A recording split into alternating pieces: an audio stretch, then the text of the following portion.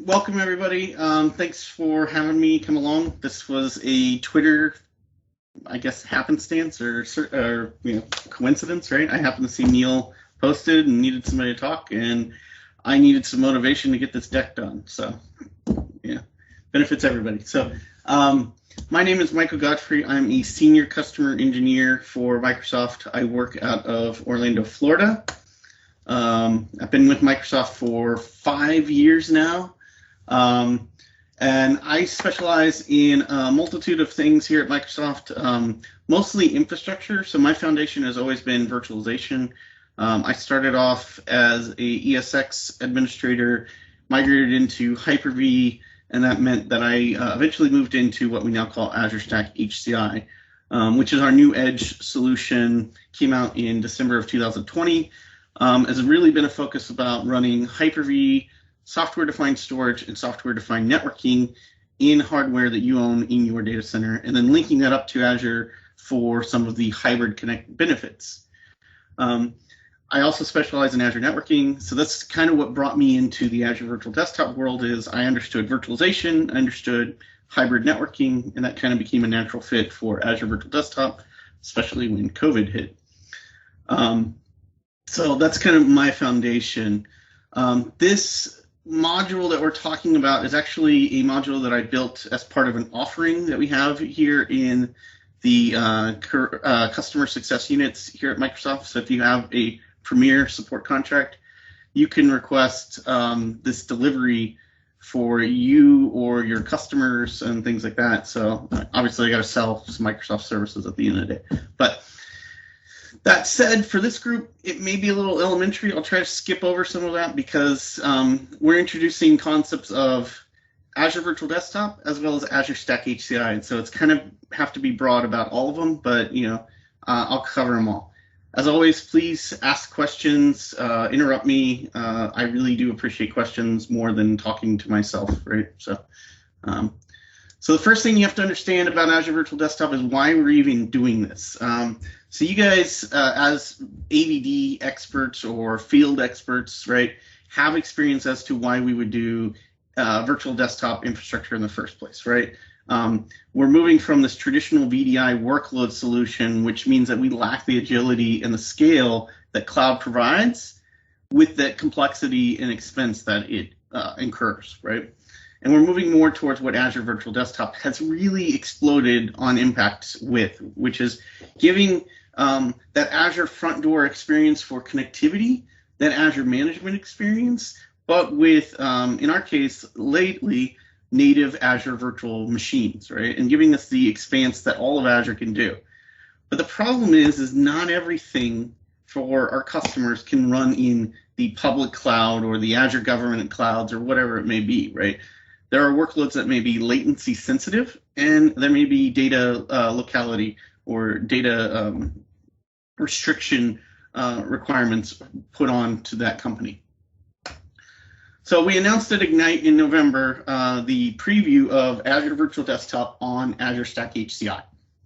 And so it's really meant to address things like you can run latency sensitive applications on the same network as the users, or meet your business needs by maintaining your data sovereignty that you have, right? It still gives you the same centralized cloud-based management as your native Azure virtual machines for AVD, but it gives it in a similar sense where we could still maintain and monitor and manage our session hosts that are Hyper-V virtual machines now, right? This is the only VDI solution on-prem that's going to allow you to utilize Windows 10 or Windows 11 multi-session version of Windows Enterprise, right? And then again, because it's running that edition, you've got the same seamless integration with M365, with Teams, and FS Logics. And the really cool thing is your users can come in from anywhere in the world without having to have a VPN into your existing environment. They utilize the same Azure Front Door services to access your AVD session host, whether they're native virtual machines in Azure or they're Hyper-V virtual machines. So your session host can now be IaaS virtual machines in Azure or they can be Hyper-V VMs running on Azure Stack HCI. So the management platform doesn't change. The in-user device platform doesn't change. Everything stays the same except where that session host VM is running. Right? And so the benefits really are, cloud-based VDI, multi-session version of Windows Enterprise, and then performance, right? Some of you may have seen a post on LinkedIn yesterday talking about latency with UDP connections for RDP short path. With Azure Virtual Desktop running on HCI, you can get really low latency, down to single-digit millisecond latency for your user access. This also has the added benefit of GPUs. Azure Stack HCI has a solution for the virtual machines where we can do GPU partitioning. So we can use discrete device assignment and assign a GPU to a virtual machine. And then we can partition that GPU, much like we could on native Azure virtual machines, but on VMs that are not costing you an arm and a leg like those in-series VMs are running, right? So the control cost is a lot better with the support for GPU workloads now, right? And again, full control. You have your data sovereignty requirements met, and you can take advantage of storage that's on premises. Maybe you are still using some SAN arrays or some NFS mounts for your storage. Those can maintain, or we can just use some traditional SMB-based storage for things like the FSLogix profiles, the MSIX packages, and more. Right? So this is really kind of a really great solution because it's giving you a network performance that has not necessarily been seen without costly ExpressRoute connections or ExpressRoute direct connections to Azure. It's giving you data sovereignty requirements that are met. It's giving you the same image and monitoring and management platform that you're used to, but it's also giving it to you with the added support for GPUs at a much lower cost because the VMs cost way different, right? Because they're running as standard virtual machines on your environment. So this is a preview solution right now, and we're going to dive into how it works, how we deploy it. But introduction-wise, you need to have an Azure Stack HCI cluster operating as is, right? And so you would need to have a 2-node or better Azure Stack HCI solution that's running on validated hardware, or you could reuse hardware, and I could talk about that if you guys want to talk about. But really, if you go to the HCI catalog, you can understand that. Once you've installed Azure Stack HCI, you could subscribe to a 60-day trial because it is a subscription-based operating system. And then you can go forward with installing Azure Virtual Desktop Session Host on the HCI cluster. As far as licensing still being decided, so this isn't stamped in stone quite yet. So we're still using the same Windows licensing rights or per user accessing pricing with the E3, E5 licensing for your users. There is a discussion at Microsoft about adding a service fee to your session host that are running on HCI. But right now, that process is completely free. And so while we're in the public preview, don't worry about that. And then the subscription cost for Azure Stack HCI is based on $10 per core per month. So the 2 nodes I have here in my home, they are 8-core boxes, so that's 16 cores. That cluster cost me $160 a month to run Azure Stack HCI. So any questions so far? You guys are really quiet.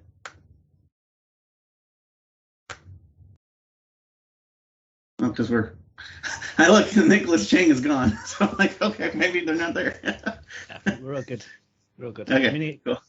Just one question from me. Yeah. Obviously,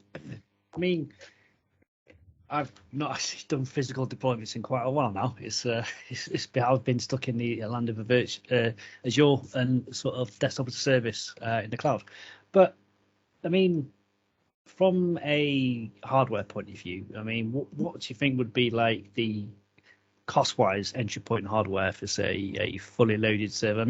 I presume you've got partners like Dell who have like kit which is made for all this stuff, right? But would it be like quite easy, for example, to build a build your own. Like if I wanted to deploy this in a home lab environment to get it all up and running, or if you were a smallest company, not a large enterprise company, and cost was a constraint, what sort of money would we have to spend to sort of meet the minimum requirements?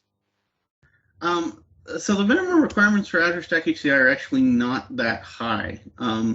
We have to have a 2-node cluster with 10 gig networking between at least the 2 nodes. Once we start getting into 3-node clusters, we start introducing RDMA networking, and that's because of the software-defined storage necessity. When you order an HCI cluster from your OEM of choice, they're going to ask you 4 main questions. They're going to ask you, what processors do you want? How much memory do you want for the virtual machines? What network speed do you need? And like I said, you need to do 10 gig or better. And then the speed of the drives that are underneath. And that's because of software-defined storage. So to give you a crash course in what HCI really is you're taking 2 pizza box servers. This doesn't really work on blades. You can, but it doesn't make a lot of sense to do this on blades. But you're taking 2 pizza boxes. But in the case of like a lab, I've seen customers use it on Intel NUCs and very small equipment. Right here, I have a Lenovo SE350, which I don't know if anybody was at Ignite in 2019. Cosmos Darwin was walking around with one of these in a messenger bag. So they're about a half of a 1U unit. They're literally about this big. They're edge solutions. They do support Wi-Fi, extreme shock, extreme temperature kind of design, but right. So in this case, this is a box that I bought that has 8 cores and 64 gigs of memory, right? This was a relatively cheap unit. This unit was about $3,000, but it's definitely on the small side. This would be something that would be really great in a retail location, maybe like a 7-Eleven or a grocery store or a department store. We've used these in the back of trucks even, right? Mobily. So it's really kind of cool. But it also, the nice thing about HCI is it can span up to your traditional data center hardware, which could be your DL580 Gen 10s or your R640 XDs, right? So the gamut of hardware is really wide. It's not like Azure Stack Hub, which was previously known as Azure Stack, which was a full 4U solution that you bought from Microsoft, from your OEM. Your OEM would come in and install it, and you're talking like $100,000 minimum, and it's running a very slimmed down version of Azure in your own data center. Azure Stack HCI, to be completely honest with you, is Windows Server software-defined data center modified a little bit into a new Azure Stack HCI operating system. So it's Hyper-V and Storage Spaces Direct combined together, and the hardware is a very small component of it, but it has to be a physical operating system to fully operate. Okay, that makes sense. Because in my head, because I know obviously you had because it's quite new, obviously, but in my head, obviously you had the Azure Stack system, which, as you said, entry point is like $100,000, and that's your Azure on-prem, right? But this is completely separate with a much lower entry point. That's what we're saying. Right. And so if you're just looking at running just IaaS or Kubernetes, Azure Stack HCI isn't your only option. Technically, all of this capability is available in Windows Server 2019 and Server 22 as well. The difference is Azure Stack HCI is a new purpose-built operating system, and new innovation for virtualization from Microsoft is going into Azure Stack HCI. It may not necessarily go into the classic versions of Windows Server. So case in point is right now, Azure Virtual Desktop on HCI is something that will not be going to Windows Server 22 or 19. Okay, right? Cool. Yeah. So that's a key point. So if you just run traditional VMs and things, you can continue to run those on Server 19 and Server 22. Hyper-V is not going anywhere. But Azure Stack HCI is a new operating system, and it is built upon that virtualization platform. Right? And as far as understanding some of the storage requirements, the reason why blades don't work is the software-defined storage is built on local drives. So in my case, you can see here in this cluster, I have 8 NVMe drives in this cluster. these drives are built together through software as one giant software-defined pool of storage.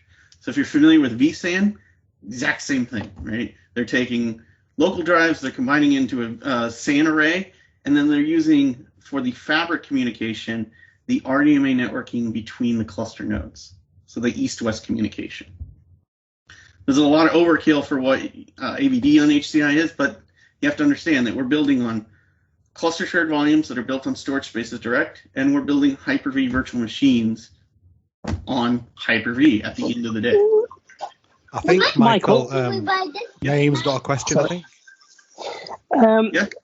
Michael, I got a question. Is you know the OS? Who supports that? Is it Microsoft that does the patching on that? Is it supported by Microsoft, or the customers patch the Hyper-V and stuff? Is it whose responsibility is that once you bought the kit? So Azure Stack HCI is a platform that you as a customer. So let's just look at it from a customer perspective. You as a customer would fully deploy. Azure Stack Hub, or previously Azure Stack, was something that Microsoft would push the updates and we would maintain the backend infrastructure for that, and that was part of that service offering. Azure Stack HCI is completely yours. When you get the nodes, you're going to just get operating systems installed. You have to deploy the cluster, you have to join it to Active Directory, you have to install the Hyper-V role, the storage spaces direct role, all of that. That also means, to answer your question, that the operating system updates are yours to update, right? You choose when you want to do those. Now, the benefit of Azure Stack HCI over Windows Server is all the feature innovation is coming on a yearly basis. So Azure Stack HCI is moving to major updates every single year. We just had our first one this summer, which is 21H2. So the next one, there are new features coming out in 22H2, and those updates are included as part of that subscription. And it's not a major change to go from 19 to 22 like it used to be. It's literally just like you would Windows 10 and Windows 11 to go to Fall Creators updates, right? So it's similar to a hardware where VMware on HCI, where you bought the kit from Dell or HP and then you put VMware. It's similar kind of, but the customer is actually responsible for the OS. Okay. Yep. This is Nutanix, VMware, Azure Stack HCI, all in the same kind of family. Okay. Okay, makes thanks sense. For that. Makes sense. That. Yeah. Any other questions I can answer?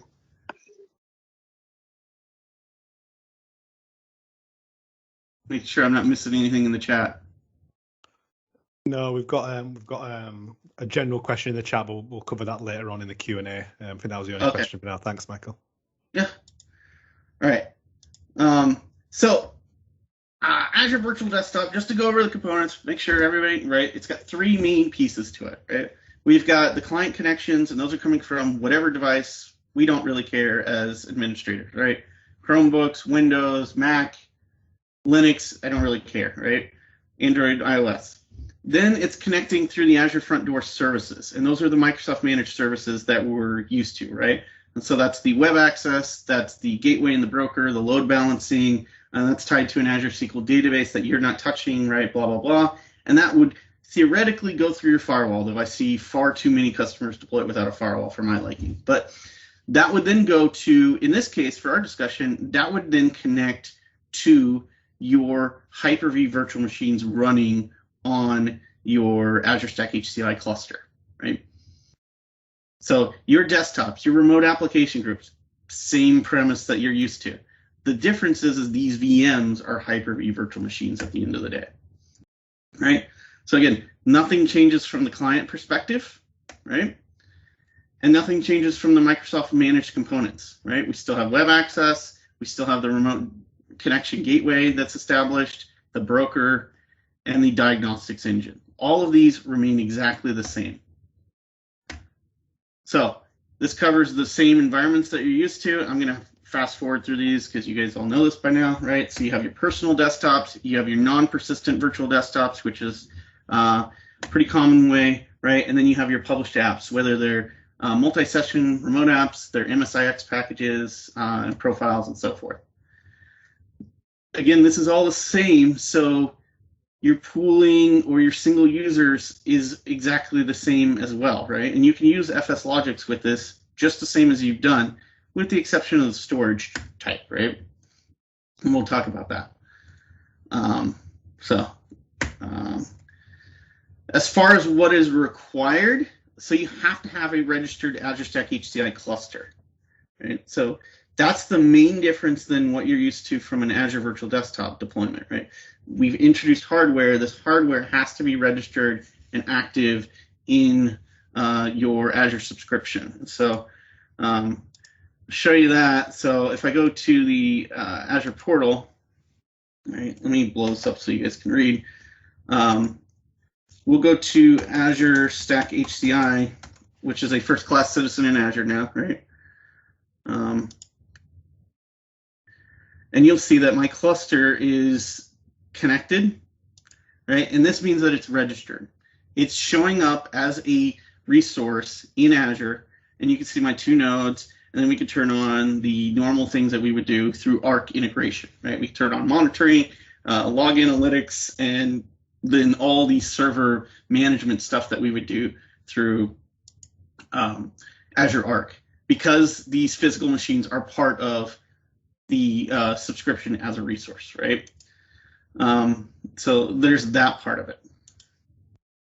You need your subscription, you have all your Azure Virtual Desktop permissions, and then this is still using your on-premises Active Directory. Your Azure Stack HCI cluster has to be connected to an Active Directory environment. It does not support workgroups, and it does not support Azure Active Directory as of yet. The virtual machines that you're going to be connecting to, the session host Hyper-V VMs, those will be joined to AD as well, right? And then you'll have to have access to now the one single URL for network access, right? So now the meat of what we really care about, right? What does the deployment process look like on this versus what it's been traditionally? So you still can use the same methods that you want to use, right? So you can use Azure Portal, you can use the ARM template process, and that process is going to work exactly the same with a few caveats. You'll start to see it in the next slide what I mean.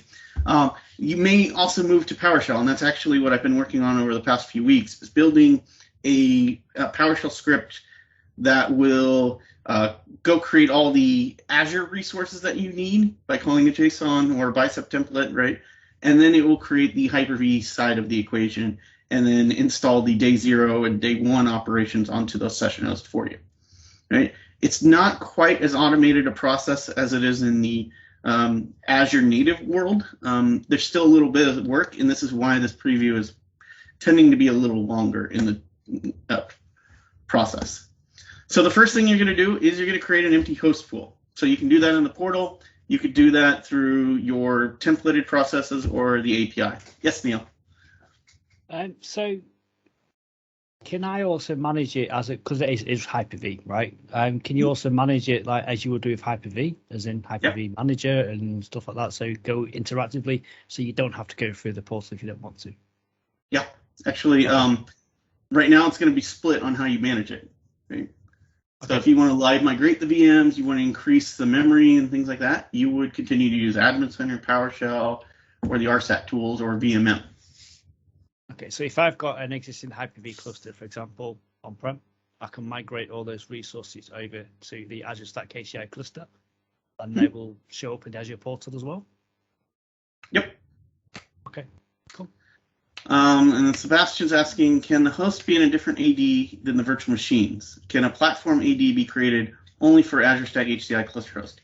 Absolutely, Sebastian. That's actually the best practice that I wish most customers would do, is you need to have a domain really for infrastructure services, and that would include the hypervisors, the SCOM environment if you're still utilizing it, some of the networking stuff for just the Hyper-V platform itself. The HCI nodes, the Windows Server nodes, doesn't matter. The VMs can exist on a completely different space, but those VMs, that domain that they're joined to needs to be synchronized with the Azure AD tenant.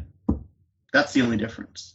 The HCI nodes do not have to be on a domain that's synchronized to Azure AD, because your users are not logging into the HCI nodes themselves, right? Nope, no trust relationship needs to be in place either, right? So. Thank you very much. Yeah, absolutely. So first thing you're going to do in AVD is create a empty host pool. So you're going to create that host pool however you like. And because we're in preview, we are using validation host pools only right now. Then you can create your Azure Virtual Desktop workspace. And then the next step is you're going to deploy your multi-session client VMs. This is where we start to take the right side of that fork in the road. You're going to deploy VMs as Hyper-V virtual machines, right? So you're not going to be deploying them through Azure. Not yet, anyway.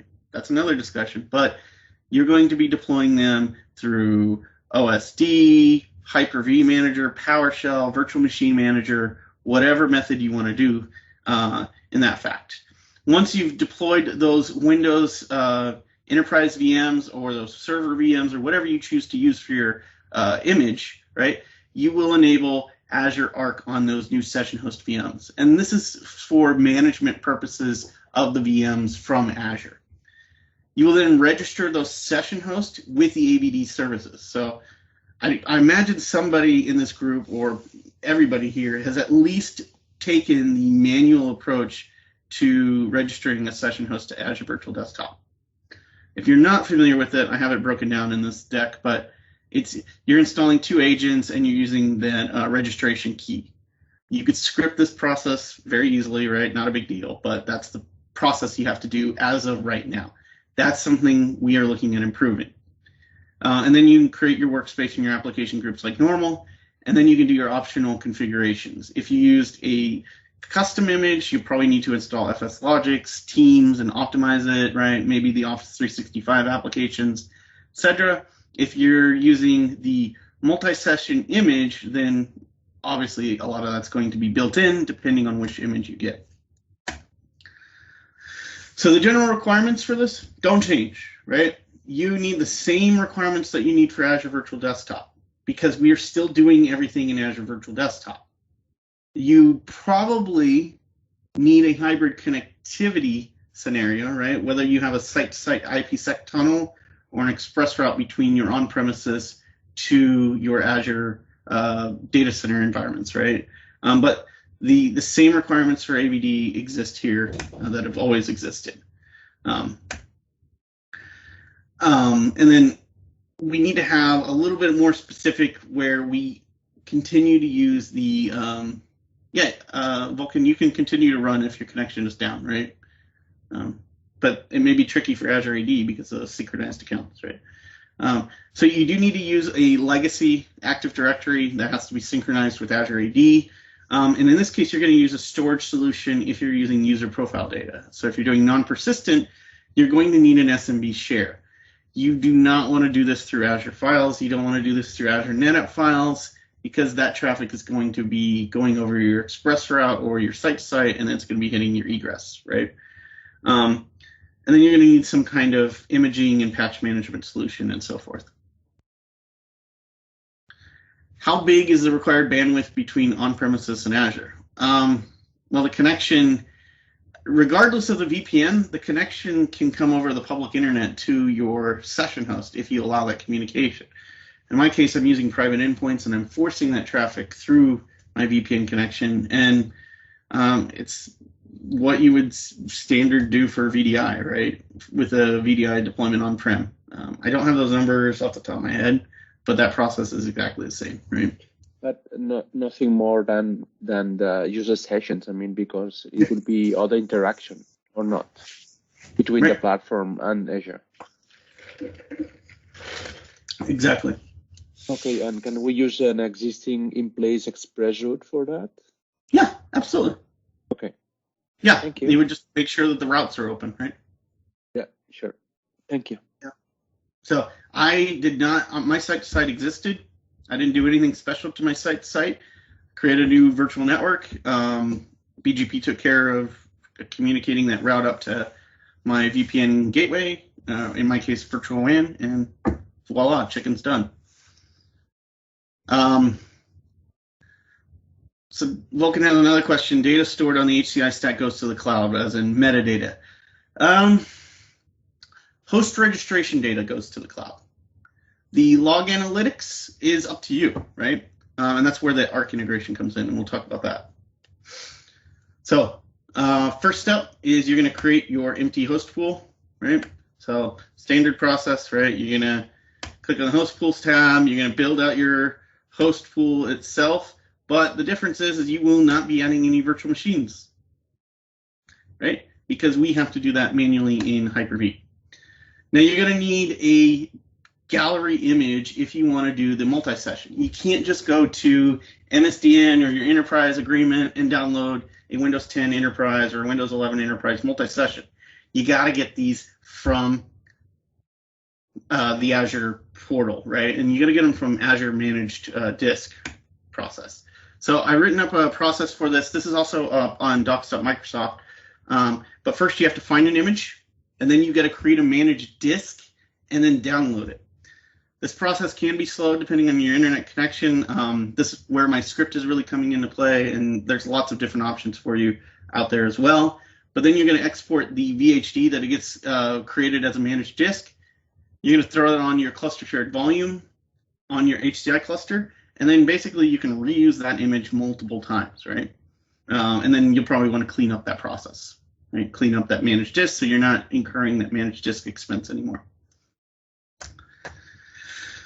Then you're going to go through whatever tool you feel like, and you're going to create a Hyper-V virtual machine, whether that's with Windows Admin Center, PowerShell, System Center Virtual Machine Manager, legacy RSAT tools, or through an automation method like SCCM or something like that. So no big deal. It's going to be a Generation 2 virtual machine. You're probably going to give it a little bit of processor memory and a virtual network interface card, and voila, right? Now, if you're doing Windows 11, you may have to enable virtual TPM. So you got to keep in mind that Windows 11 has a little more security hardening requirements. So your HCI cluster, when you're ordering hardware, you're more than likely going to get prompted for TPM, but keep that in mind that you will want TPM chips, right?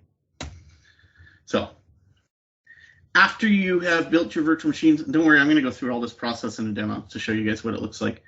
You're going to onboard that machine to Azure Arc. Now, this being an Azure Virtual Desktop group, is anybody familiar with Arc, or have you guys started looking at Arc? Probably not if you're AVD only. Because I do have a deck that goes into what Arc is for server infrastructure. And to show you kind of what we do there. So is there any interest in that? Can we do like a show of hands? Otherwise, I could skip it. Yeah, that would be good. Yep, I think it's definitely worth it. We've got the time, so. Okay, yeah, we've got the time, right? So, all right, let's see. We're gonna go to it, right? All right. Well, that didn't work. I think I broke the Zoom. All right, hold on. I can fix this. PowerPoint. And we will jump to Arc. All right, so this will be a short one, but Azure Stack HCI is an infrastructure solution, right? It's running in your data center. Now, at minimum, Azure Stack HCI is going to run Hyper-V and Storage Spaces Direct, and it's going to check in with Azure once every 30 days. It's the minimum requirement. Now, what puts the Azure and Azure Stack HCI is the hybrid connectivity. And that really means we start taking advantage of these services on the left. We start bringing in some of those features that you guys have enjoyed in Azure, but we're bringing to on-premises. And that's BCDR solutions like Azure Site Recovery and Backup. It's automation solutions like update management, change tracking, and inventory. That becomes hybrid solutions like Azure File Sync, and then management solutions, both in the monitoring space and the security center. Well, now Cloud Defender, or what is it, Defender for Cloud? I think it's what they named it now. Whatever, they name it something new every week, right? So bringing on those hybrid features, and in addition to things like Azure policies and RBAC access and so forth, right? So now Azure Stack HCI can link to that. But what about all those other workloads, right? What about your virtual machines, your container workloads, maybe even your virtual machines running in a different environment, AWS, GCP, IBM Cloud, whatever it may be, Windows, Linux, doesn't matter. This is where Azure Arc can do. So what Azure Arc is an agent that gets installed on your Windows or your Linux machine or into your Kubernetes or container environment, right? And it creates a resource for that in Azure. So it can be enabled on really any infrastructure, whether it's server infrastructure, Windows Server, Red Hat, SUSE, Linux, AWS Linux, doesn't matter. Your SQL workloads, because we do data services for SQL Server enabled on Arc, and then your containerized services, which could be Rancher, Canonical, OpenShift, AKS, GCPs, Kubernetes, whatever it may be, right? It brings all those resources into Azure as first-class citizens in Azure. So it means you can centralizedly manage and maintain and apply solutions to these. So it's extending your reach for your Linux and Windows VMs or your bare metal physical servers as Azure resources now. So then you can do inventory management, change tracking, full automation with Azure Update Manager. You can do governance because you can apply policies across the environments. I don't care where your server lives, GCP, AWS, on-prem, Azure. The Azure policy that you write in Azure can attach and show the compliance on these Azure Arc and their enabled servers. And it gives you that centralized management. And then it gives you the ability to onboard with ease every one of these into Defender for Cloud so that you can do Azure Active Directory RBAC and security baselines through Defender for Cloud. This is a turn on as you want service. And so the nice thing is Arc is completely free. Nothing about Arc is incurring a cost. It's just when you start turning on the additional services like log analytics or automation or Defender for Cloud that those services start to incur a cost. But those costs are similar to what they would run in Azure, right? But if you just want to have an inventory and see performance metrics and things like that, you could start doing that with Arc integration off the bat. Now, I do have some demos to show you how this works, right? And so these are actually from our Microsoft Tech Talk program. And so we do these for Arc. So if you guys want to do this, you can do this with me. You can just go to aka.ms/arcdemo-mtt1. And so that should open up Edge or whatever browser you're using. And then give you an idea of how this Arc is working in kind of an interactive way. So we're going to onboard a server to Arc right now, right? So first we'll go to Arc as the Azure resources, and you'll see that you have a list of servers here, and we can add those servers in. So this is a little dated, but there are 4 main methods for onboarding a server to Arc.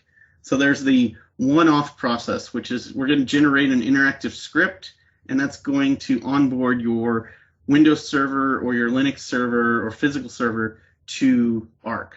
And then there's an at-scale process, which is the one you would obviously use, right? So in our case, we're just going to do a one-off. We're going to select the RG that resource is going to drop into. We can then do tags because we can apply metadata to these resources, right? In our case, we're going to apply a cost center tag for management. And we're going to do a data center tag for kind of inventory. Go ahead and create, and then you're going to see the script. So this script is going to download the Arc connected machine agent MSI. It's going to install an MSI, and then it's going to run the MSI with these parameters that we just set, the resource group, the tenant ID, and everything. Now the interactive script is going to ask you to use a device login for the Azure portal to allow PowerShell connections to it. But in a normal onboarding process for multiple machines, you would generate a service principal to do this. So you're going to copy that script, and then you're going to go run it on whatever machine you want to do it, right? And like I said, it's going to download the agent, run the MSI, and run it with those configurations that you've chosen. This is us logging in interactively to the portal, and so now we have said that that server can connect to it. So Now that it's onboarded, we can go back to Arc, and we'll see that that server is now onboarded to Arc. And we can see there's those tags that we applied, right? And we can filter by tags, and we can see everything that has that tag, right? Just like we would normally do, right? We can filter by other tags. In our case, we want to look for things with the cost center tag that are virtual machine and they're Arc connected. We filter that down to 8 records, right? And we can see all those cost center records, right? And so showing that a little more in depth, I'll go to my own environment. So this is my live subscription, right? And if I go to servers, I've got all of my connected VMs and my HCI nodes connected through Arc. I can then dive into any one of these. So in this case, we'll focus on this one. Right? And once Arc catches up, you can see there's its fully qualified domain name. It is running Windows 10 Enterprise Multi-Session. It's actually Windows 11. And it is a Microsoft Corporation manufacturer VM, which means it's a Hyper-V virtual machine, right? And then it's even connected through private link. So the communication for Arc and everything that it's doing is actually going through my private link service over my site-to-site VPN. Now, what I've unlocked, other than just metadata, right, is all of these things: update management, logs, insights, policies, security, everything, right? So I can dive into policies, and a policy that I create in Azure Policy that I've assigned to a subscription or an RG can now show in here, right? So in this case, we can see that it's compliant on this audit VMs that are not joined to a domain. And so all that is looking for is, are they joined to a specific domain? If they are, then they're compliant. Great. If they're not, they're non-compliant. And I can even filter that down and say, are they Arc connected, or are they native Azure virtual machines, or whatever? All right. I can then do things like update management.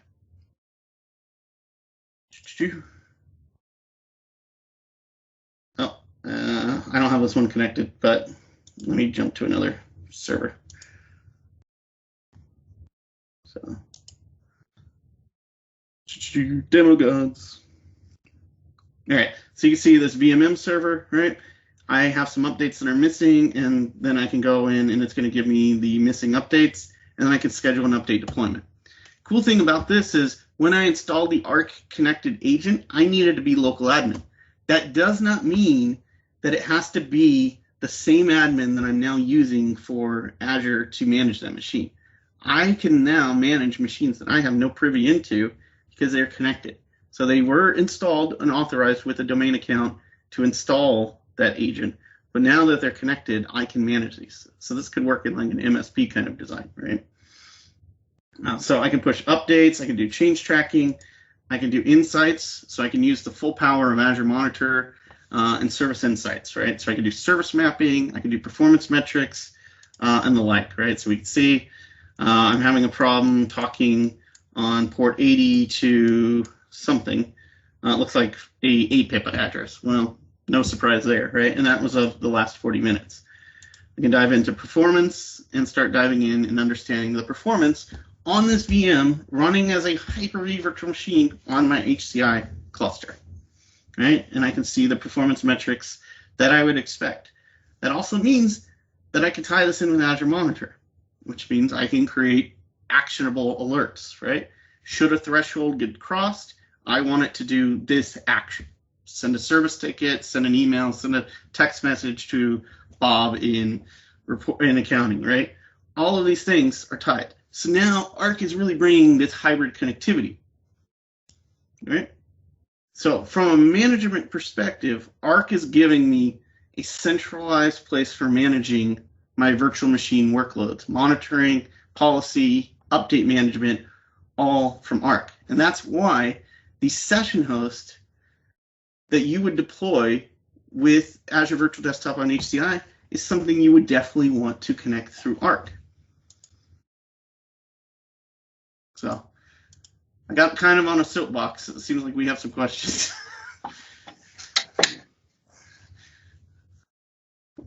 Any questions? Yeah, I have a Sebastian. question. Sorry, Sure. Go on, Sebastian, you go first.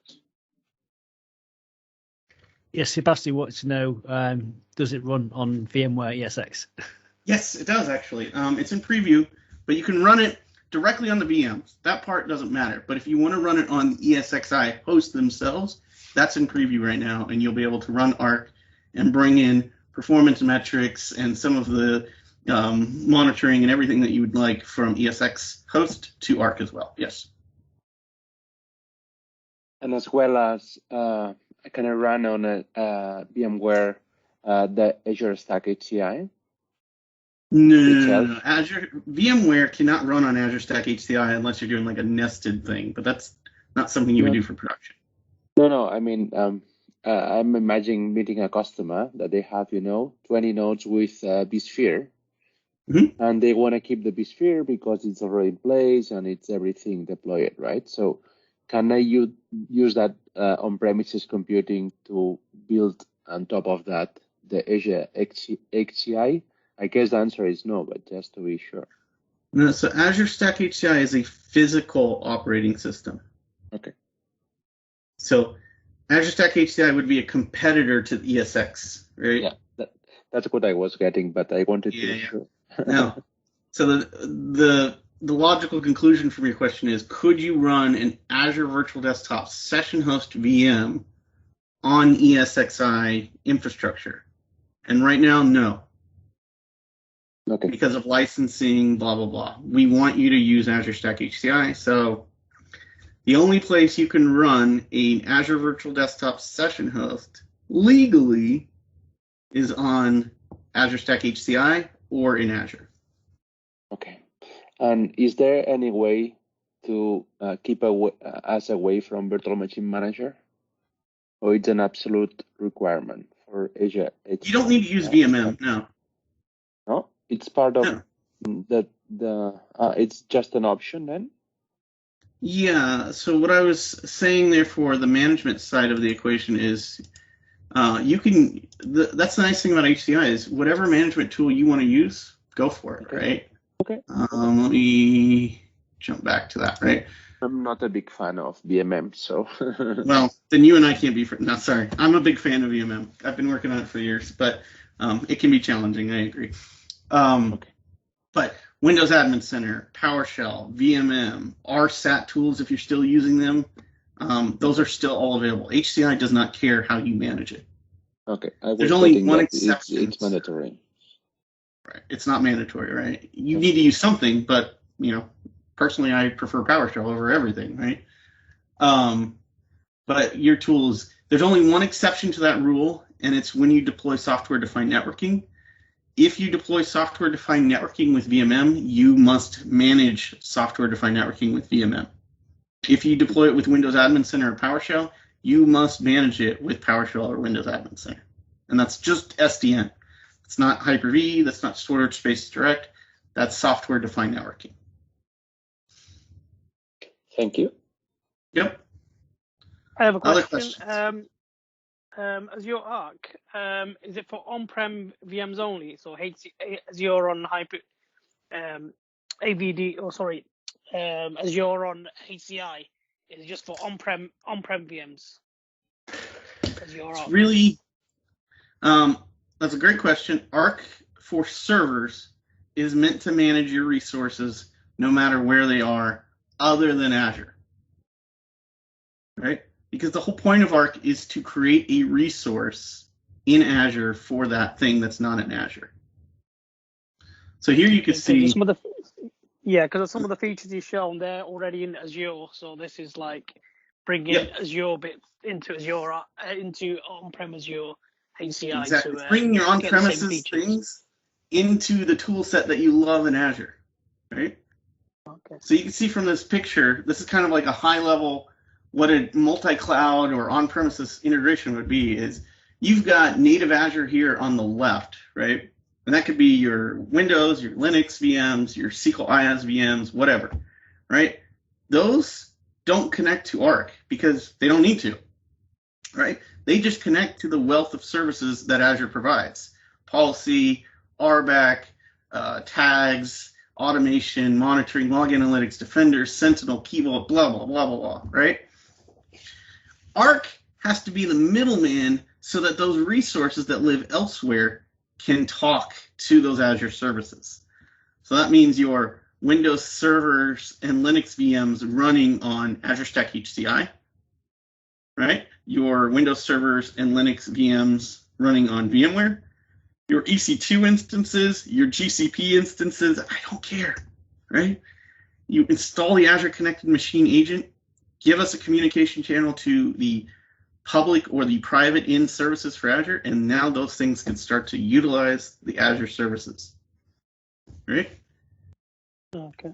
Could you use Hyper-V? Could you use if you didn't have a HCI stack in Azure and on-prem? Could you use your Hyper-V VMs and connect them to Arc, or does it have to be Azure? Okay, so it can be either HCI stack or Hyper-V. Yep. Okay. Yep. Does not matter. So it doesn't have to be in a HCI stack. It could be a standalone Hyper-V host as well. Windows Server 2012, 2016, 2019, 22, Hyper-V. Yep, no problem. Okay. That's so you can see this VM that is running on-prem got a resource in Azure, right? It didn't get a Microsoft.compute resource. It got a Microsoft.hybrid-compute resource. But it's a resource now in Azure. That means I can push custom script extensions, log analytics extensions, dependency agents extensions. I can push extensions just like I would to my VMs to an on-premises resource. And that's all because of Arc. Very good. I wasn't aware of that. Cool. So Neil, sorry, this turned into an Arc and AVD discussion. That's all right. It's all good conversation. So luckily we have the time. So yeah. So any other questions I could answer on Arc stuff? No. Okay. So you create your session host whatever method you want. You connect them through Arc for management, and that's more of going forward kind of management, right? And then what you have to do is, for now, you have to manually register those session hosts in to the AVD service. And so you need to install the virtual desktop agent, and you need to use this registration token that you generate in the portal or through PowerShell, right? And then you need to install the bootloader, right? These will communicate over the public or the private endpoints to the Azure Virtual Desktop services, and then you will see that you have now session host, right? And so in this case, you can see there's my session host, and it's available, and this is an Azure Virtual Desktop, right? So we can actually do that too, right? So we can go to my Azure Virtual Desktop, and you'll see I have two host pools that are actually controlled by Nerdio, so because I'm a huge fan. Right? Good man. Yeah, well, it's the Ferrari on top of AVD, right? You don't need it, but you're really hating life if you don't have it, right? Quick question while you're on this. So are you so you have to deploy each session host individually, or can you use like master images? You could use a scripted process to go deploy 100 VMs, yeah. Okay. Yeah, but you'll deploy VMs, and then either through on a 10, you may run the registration. You may just do it as a day zero operation, and maybe OSD, you would have it go and install that registration agent, right? So, yeah. But here you can see, there's that virtual machine. That's the one we were looking at in Arc. There's the health check status. It's running, it's checking in. I have all the same controls as I do on every other session host I've ever maintained. It's just this one runs on premises, right? Nothing has changed. So for us as AVD administrators, there's nothing really new for you to understand from the AVD side of the fence. Everything that you've got to learn is from the HCI side, right? And if you've been a virtualization admin, it's really not much to learn. If you didn't, you got to learn a little bit. But normal processes: create your application group, create your workspace, just like you've always done, right? I would keep these separate than the the ones that you're using with native native Azure virtual machines, right? Your Azure AD users for the application group access, right? All the same things that you're used to. Now, from a diagnostics perspective, this is where things are getting a little confusing, and I'm still not fully understanding of it, right? You need to deploy the monitoring agent, either the Azure monitoring agent or the Microsoft monitoring agent via the log analytics extension via Arc. Then you would deploy the dependency agent, and then you would enable diagnostic settings on your session host level. Right, so diagnostics is a little different. This is where we're also looking to improve things. But right now in preview, it's going to be a little bumpy, right? The road's not fully paved. And then lastly, if you don't pull a marketplace image, so you just want to use Windows 10 because you're doing personal machines, you'll need to go and install the optional tools that you want to do for those users, right? Because your custom image isn't obviously going to have that. So FS Logics, MS Teams, Office 365, all of those things you can get from a number of different places. I'm throwing them up onto my GitHub, and when I have my fully automated process, it's going to do this as well, right? Just as a good practice. To really hammer home the management, the experience is exactly the same as what we've done. It's just the virtual machine operations are different, right? Instead of deploying scale sets or availability zones and all the things that you would do with virtual networking in Azure, you're now doing this at an HCI level. So you're going to use Windows Admin Center, or you're going to use VMM, or you're going to use PowerShell, or whatever tool set you want to use, right? So in my case, we'll just use Windows Admin Center just because it's easy, right? You can see my virtual machine inventory when it loads. My little 1 gig network's not that fast, and my wife is on a video call too. So, hang on. But you want to add memory to these, you want to scale them up, right? Whatever. These would be normal Hyper-V operations that you would do. Right? So it's loading up my VMs, but you'll see that, we'll have a list of the VMs, we'll see the memory performance and things like that. You can obviously monitor that through Arc, but I cannot power them off, power them on, change the memory, live migrate them, any of that outside of the normal Windows Server and HCI administration tools. That process has not been brought up to Azure quite yet. It's a work in progress, but so there's my session host VM, right? And then I can, go and change settings on it right now. It's running at 90% memory pressure, so maybe I want to increase the memory on it. But that's the nice thing too, is I'm not limited to t-shirt sizes. Because these are Hyper-V virtual machines, they are mine to do what I please with, right? And so if I want to put on a random assortment of memory, I can do that. This is another reason why. But yeah, so I can change the memory, change processor, add more disk, et cetera, et cetera. Quick question. With this solution, if Azure has a problem, as in the Azure front service goes down, or they have a complete Azure regional outage, which happens now and again. Yep. Would that mean that if I was connecting to my desktops locally, I would still be unable to connect to my desktops locally because depending on the Azure front door service, or is there any way of bypassing it and connecting directly if there are problems with Azure? If you want to access it through the remote application group or the desktop application groups, then you are going through the Azure front door services. And the only exception would be if you're already connected and you're on a UDP connection and Azure goes down after you've already connected through UDP, you wouldn't be affected. But new incoming connections would. Now, it's a virtual machine, so you could RDP the private IP of that VM at any time. Absolutely. Okay, because some people obviously would implement this for HCI, right? Is in they don't want to put everything within Azure, so you have this as your sort of secondary DR location. So I just wondered what protection is there if there are problems with Azure? How can I fall back onto this service as my DR solution? Yeah, I mean, it is a virtual machine running in your environment, so there's nothing stopping you from connecting to it over that IP address as a normal RDP session, right?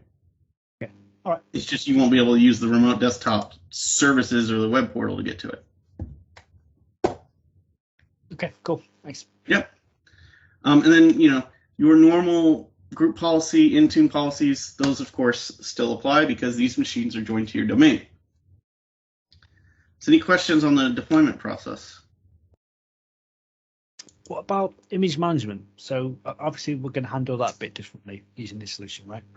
Mm-hmm. How would you handle updating your images, for example, on Azure Stack HCI? So we're kind of in this infant side of it, right? This is still so new.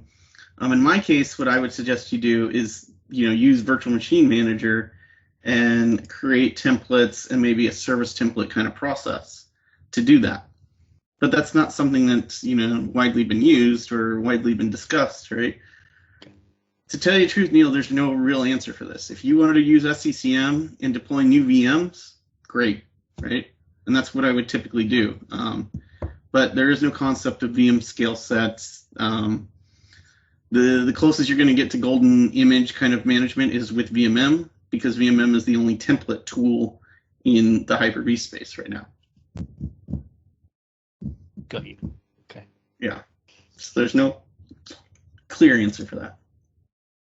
But a service template would do exactly what you're looking for, right? But now I've got to add the complexity of I need VMM. Yeah, also the Nerdio, we are working on integrating all this, so I'm pretty sure we'll have something which will do that exact thing. Well, and there's a whole other side of it which is currently in preview right now, and I'm kind of biting my tongue, but when we were in Arc, and this is, like I said, this is in preview, there is these custom locations in Arc. So these custom locations, what this is eventually, and you can do this right now in preview, is you can deploy what's called a resource bridge to your HCI environment, and you can deploy virtual machines from Azure directly to your private HCI clouds. This will not be taking in effect to ESX or Windows Server virtualization infrastructure. This is HCI only. This took me to the Kubernetes side of it, but there is a resource bridge, and it's called VM self-service. So it's going to allow you to deploy VMs from the Azure portal to your HCI clusters around the world. And so that process is going to really come into play with AVD as well and try to make that image management process that much easier. But that's called VM self-service, and it's still early on in that one. I would say that one's half-baked still, personally.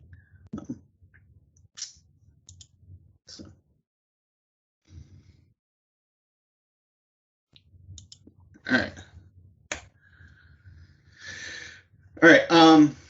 Short on the profile management. So again, you guys are AVD people, so you have had some work with FS Logic, so I'm going to skip a lot of this, but you need to have your profiles, your VHDs, on a file share. Now, this needs to be a file share that is in your data center versus what you've used with Azure Virtual Desktop natively.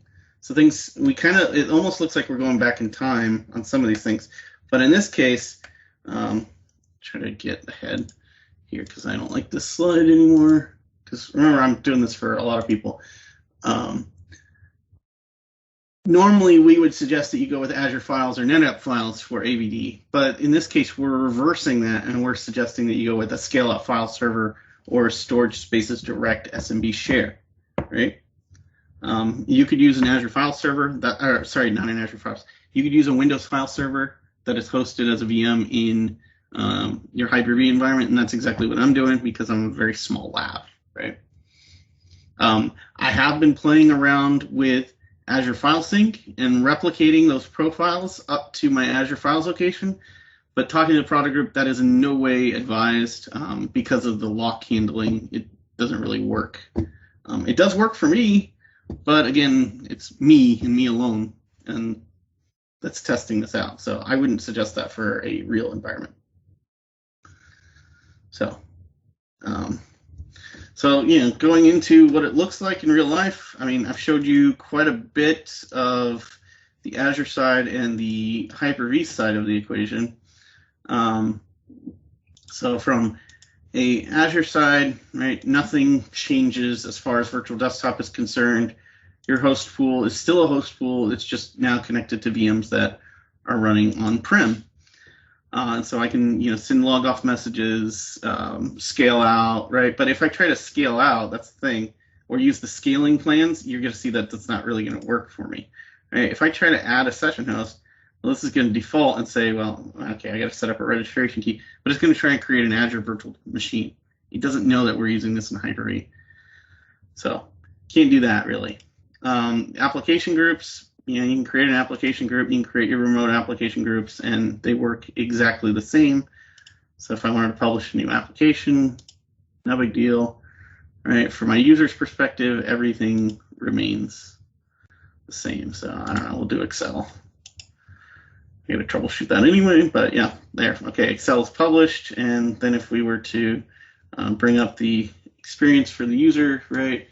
I have my 2 workspaces, so just like you normally would do, right? Fresh, and because this is all Azure Front Door services, right? So nothing's changed. We're going to see Excel pop up here in a second, and yeah. For my users, though, when they connect, I have enabled RDP short path, though I've seen some weird UDP negotiation going on in my network, so I think I've been trying to install some new stuff, so I think that's probably why. But okay, I thought I clicked on it maybe because it was syncing. But yeah, it's going to load up a connection to my Windows 11 session host here. Oh, that's because I think it went into my other screen. Oh, where'd it go? There it is. It went somewhere. I lost it.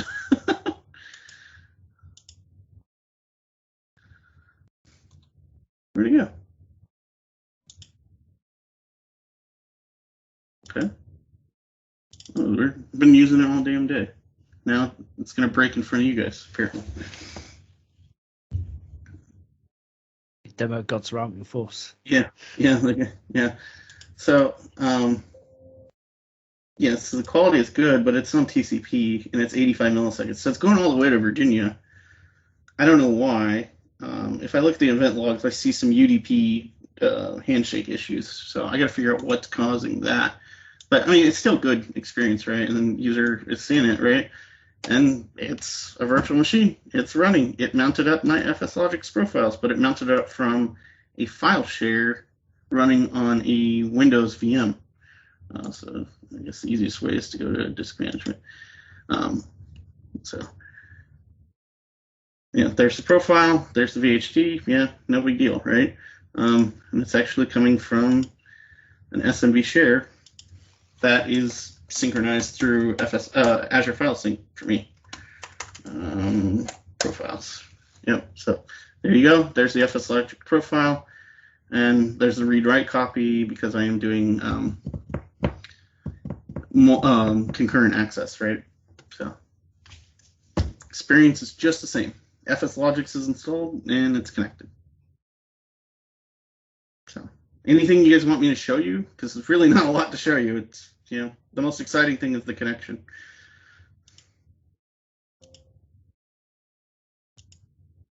I think it's all good. I mean, how come it's so? Oh yeah, because you mentioned it's not using UDP because it's connection issues. But okay, yeah, well, I think Microsoft are about to release, aren't they? Their sort of UDP without line of sight. So I guess that will make things a lot better with the new protocol. Yeah, I want to know why the handshake issue is happening. It's been plaguing me, and of course it popped up like yesterday, so I don't know what's going on. So this machine is in your local Arc data center, right? So how come it goes out and back in again? Because it's coming through the front door services. Right. Okay. So even though it's held locally, you still got 85 millisecond response time. Yeah, because you look at the connection. I'm actually connecting over ADFP, RD Gateway, WBD, Microsoft.com on 443. That server has a reverse TCP 3443 connection to this VM. Now, what UDP should have done is drop that and just say the gateway name is now the HCI VM, but because UDP is not being established, I'm going through. So it doesn't. So what you're saying is, if it's using UDP, it wouldn't go through the gateway. It would just connect directly via UDP. Yeah, the initial connection would be through the gateway, and then once it sees that I can resolve and do a handshake with UDP from my connection because I'm on the local network, then yeah, it would hand it over. Okay.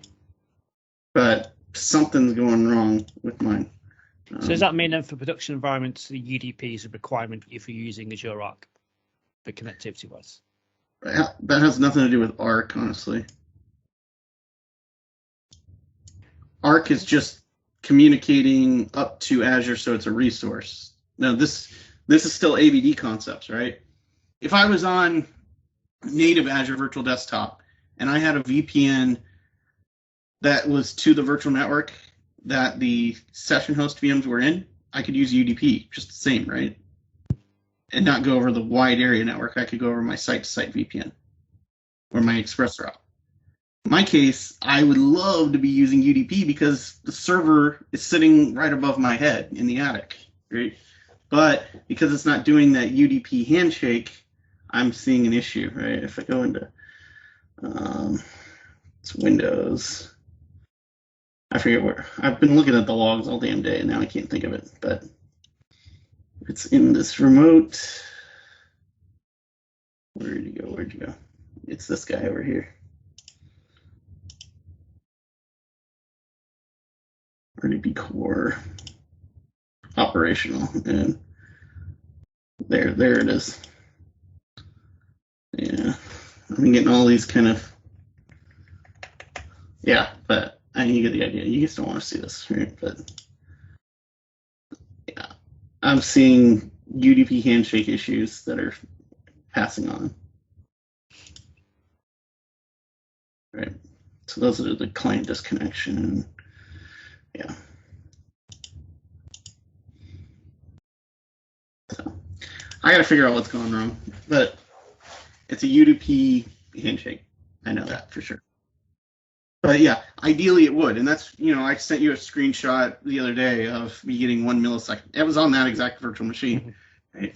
It just, for some reason, the demo gods are pissed at me today. Yeah, we've got a question. Is any live customers environments that are running AVD on Azure Stack HCI?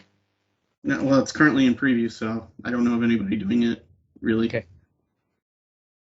It just got announced in November. I'm one of the first to really start doing it, and so I'm starting to get actually blown up by customers asking me to demo it. You guys are the first one I've done this with so far. Cool. There you go, guys. But next week I'm doing it for internal, and I've been doing it for some very large customers. Okay. Yeah. So.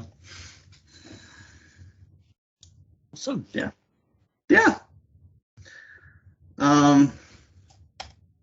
Any other questions? Anyone got any more questions for Michael while we have him? Yeah. So I'll show you a couple of last things. If you want to get familiar with HCI and you don't have hardware available to you, don't worry, I have you covered. I built a sandbox, and it runs in an Azure virtual machine. It's nested. For performance, it's not going to be great. Give me a break, right? Because this is a hardware solution that I'm running on virtual machines. But this will deploy a full 2-node HCI solution with software-defined networking. And then you are free to register the cluster. You are free to build VMs on it, connect it to Arc, build Azure Virtual Desktop on it. And it wouldn't be a great connection, but you could do it. And get an understanding of how HCI operates in a virtual world. And so I'll include a link to that. That's completely free, other than the VM that you're running it on.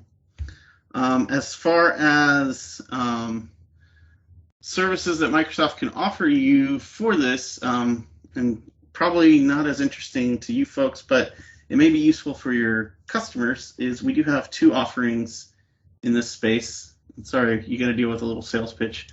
We have an HCI workshop, which I wrote, and this will help you onboard HCI once you've got your hardware, and help you understand how to operate, manage, and maintain that HCI cluster. And then we do have a new offering for Arc that just went live on the 1st, so 2 days ago. This is a new offering from Premier where we will come in and help you onboard 50 of your servers to Azure Arc in your environment, right? And so we'll teach you how Arc works. We'll help you write a scripted or onboarding process for your workloads. And then we'll help you start enabling operational services like monitoring, log analytics, Defender for Cloud, whatever you've chosen. These are 2 services that work in conjunction with Azure Virtual Desktop. And then we also have an AVD offering. I'm not talking about that quite yet, but we do have a Activate Azure Virtual Desktop. So if you have customers that need help activating Azure Virtual Desktop, they want engineers like myself to come in and help, sure, right? We can do that. So that's all I have. Okay, awesome. Well, yeah, that was a super interesting presentation. So I certainly found it interesting anyway. So can you show us what Nerdio's doing in this space, or you said maybe? No, not yet. So we're still developing it. So I was hoping to get something to show you, but it's not quite there yet. As I said, we're having daily issues trying to get everything working, but essentially we're enabling you to manage all this from the Nerdio console plane. But if you're interested, I can put you in touch with the engineer who's working on it. Yeah, absolutely. He's hitting issues daily, so I'm sure he'd appreciate any input, help, and assistance as he can. But yeah, I'll drop you an email with his details. So, but he'd be more than happy to have a chat because we're doing quite a lot with this. So. Yeah, I thought I'd communicate. I can't remember your CIO's name, or your CTO's name, but Nadeem. Nadeem, yeah, I told him, I'd help out with a lot of that HCI stuff for you guys. So okay, yeah. Cool. Do we want to quickly just everyone come off mute and give Michael a round of applause? A great session. Round of applause. Don't make me blush. It's like a virtual user group session thing. I think a lot of user groups. Thank you, Michael. Now I get to tell my wife I got a round of applause today. Standing ovation, Michael. Standing ovation. Not only an international round of applause. There you go. An international. She never believes me when I say I'm working with internet. She's like, "You're just bluffing, right? You're just trying to make me think that you do more work than me." We can send you the video link. She can watch it from beginning to end. Thanks. I saw you guys mention Thomas Maurer. Yeah, he definitely is pretty involved in the. He's pretty involved in HCI and in the Arc space, so he's a great resource as well at Microsoft. Yeah, I'm jealous of his role. He has a much cooler role than I have. But yeah, you do stuff and he just talks about it, right? Yeah, he gets paid to play with all the new stuff and never have to go and actually deploy it, where I have to go and be like, all right, what group policy is messing this up, right? And I got to figure it out, or let's do a network design, right? So Thomas is blessed, but he has a blog that has a lot of followers, right? Yeah. Cool. So. Yeah, I mean, Azure Stack, yeah, and this is, first I've seen Azure Arc in detail. I've even heard about it when it's released stuff, but never really played about it. But it looks absolutely awesome, especially if you're managing your on-premise state as well. When managing all that from Azure, it's looks amazing. So definitely sticking to that. To be fair, we only covered a third of what Arc can do. There's SQL and container spaces, and there's a push to bring more PaaS services through Arc to HCI. So in the future, and we've announced this, but you'll be able to see SQL managed instance running on HCI clusters and managed through Arc. Right? Okay, so I mean, I guess it looks like they're pushing like Arc to be the central administration console rather than the Azure console. Am I correct in thinking that? You're right, but Arc is meant to complement, right? So it's still management through Azure. It's just Arc is the bridge to bring things that are not in Azure to us. Okay. Right? So like containers, for an instance, right? Whether your Rancher or your Kubernetes lives in Azure or on premises on HCI or in AWS or wherever, you can have Arc deploy those out with Git operations, right? So you have a pipeline update through Git that can push your new container or your new Kubernetes workloads to wherever they may be, thanks to Arc. Yeah. Awesome. So it gives you your developers a centralized management and deployment process. Okay? And then for infrastructure engineers like us, right, it gives us a centralized place for managing diagnostics or setting policies or all those kinds of toolings. So, because you can see the deployment process for AVD is not really complicated. It's really that registration just running on a VM. I said legally you have to run it on Azure Stack HCI. You could figure out the rest. There are some people, I won't name names, but he's quite famous in the industry. He actually managed to get it working on his sort of local Hyper-V instance and connect to it. So it is just, as you said, you just need to export the VM, get the multi-session, and you can run it anywhere. It's not a technical restriction, it's a licensing restriction, right? Exactly. Yep. So it's all good until we come to play that true up card, right? Yeah. You get a big bill through the post. Yep. Awesome. Okay.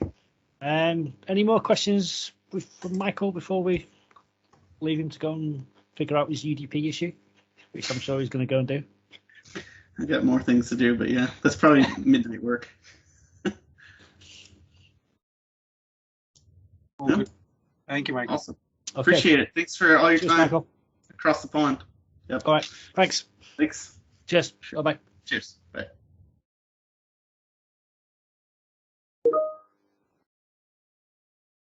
Bye, guys.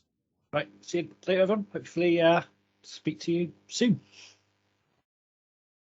See you later. Thanks, everybody. Thank you, guys. Take care. Have a good one. Bye. Cheers, guys. Bye.